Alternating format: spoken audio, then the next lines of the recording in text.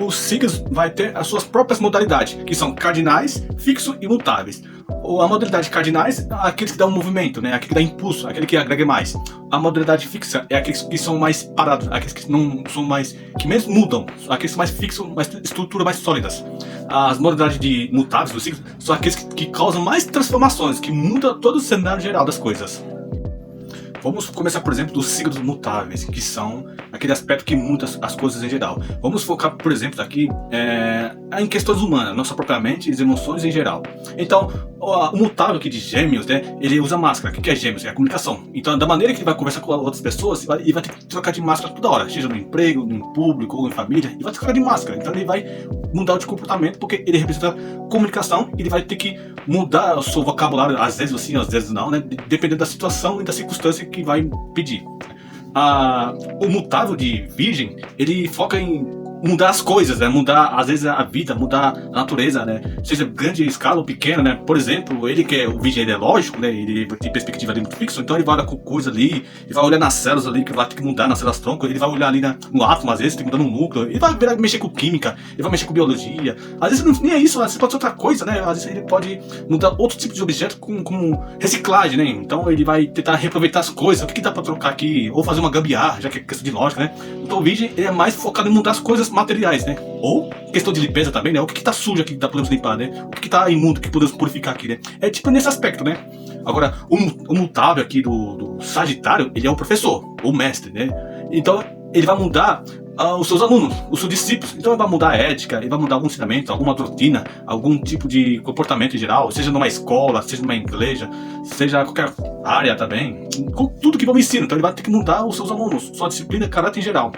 Agora, o mutável aqui de Peixe, ele vai ficar mudando de emoções toda hora. Uma hora ele vai estar triste, uma hora ele vai estar alegre, uma hora ele vai estar insatisfeito, uma hora ele está entedioso com coisa. Ele é mutável, ele é muito todo esse aspecto. Ele é bipolar, ele é mais do que bipolar também, né? Ele é mais melancólico, às vezes é muito neurótico também. Então, é o tipo de mudança radical de todas as emoções.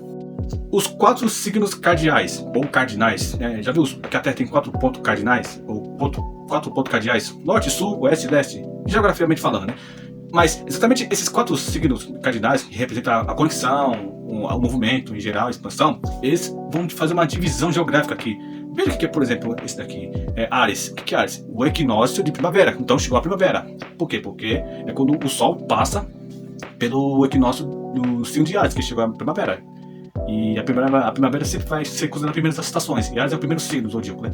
E quando o Sol passa pelo equinócio de outono aqui, é o signo de Libra, ele está apontando para o Libra. Aí chegou o outono. Então o outono é chegando o solstício de inverno, está chegando o inverno. E aí tem que fazer equilíbrio. Então é interessante nesse ponto, né?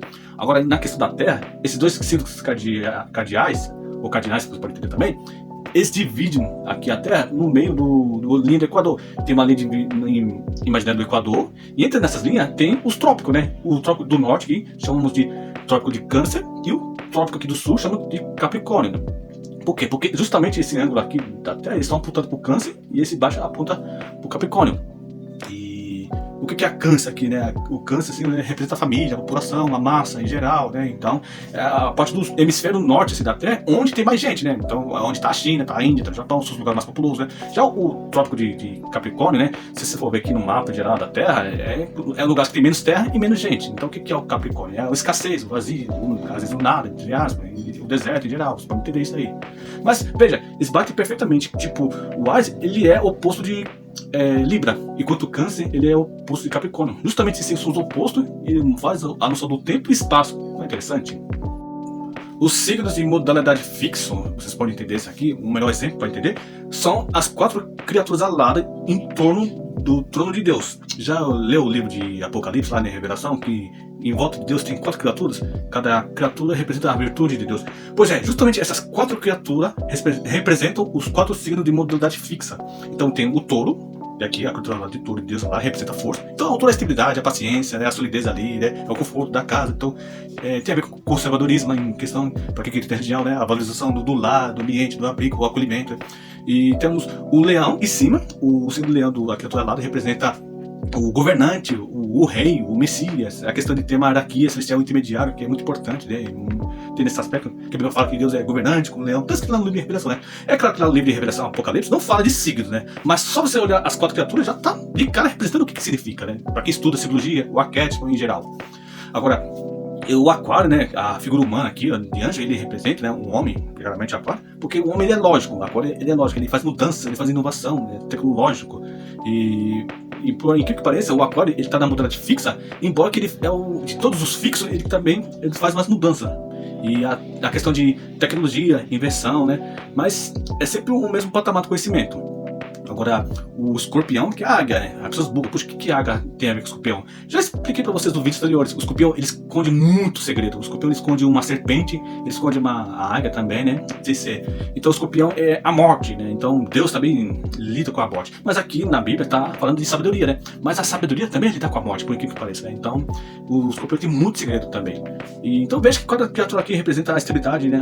Uma coisa que está parado, uma coisa que é fixa, estruturada, né? E nós temos a figura, assim, do Deus aqui, por exemplo, Jeová, na figura do judaísmo, né? O Deus que está sentado no trono, né? Porque essa postura de Deus está sentado no trono, né? O que é sentado no trono aqui? É o estático, é o parado, é o fixo, é que está lá com o governante, né? Não que seja ruim, não, porque ali é um momento de Deus ali, né? Que está lidando com a realidade. Por quê? Porque na perspectiva do hinduísmo, do budismo lá, Deus para eles ele está fazendo uma dança eterna, né? Deus para eles está dançando. É totalmente oposto desse Deus aqui, desse lado ocidente, né? Que ele está sentado parado e vigiando, mas pra isso lá Deus está dançando, ele está cantando eternamente, né?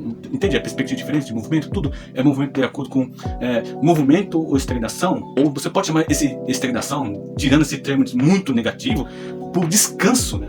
A palavra descanso é interessante, né? A questão do sétimo dia, Deus descansa no sétimo dia, porque ele já trabalhou toda a sua obra, então ele dançou, por assim dizer, e agora ele está descansando, né? Então, e que dança somos nós, em signos, em perspectivas, em vidas, para nós gerarmos o teatro para ele. Então, vocês podem ter esse conhecimento a partir daí.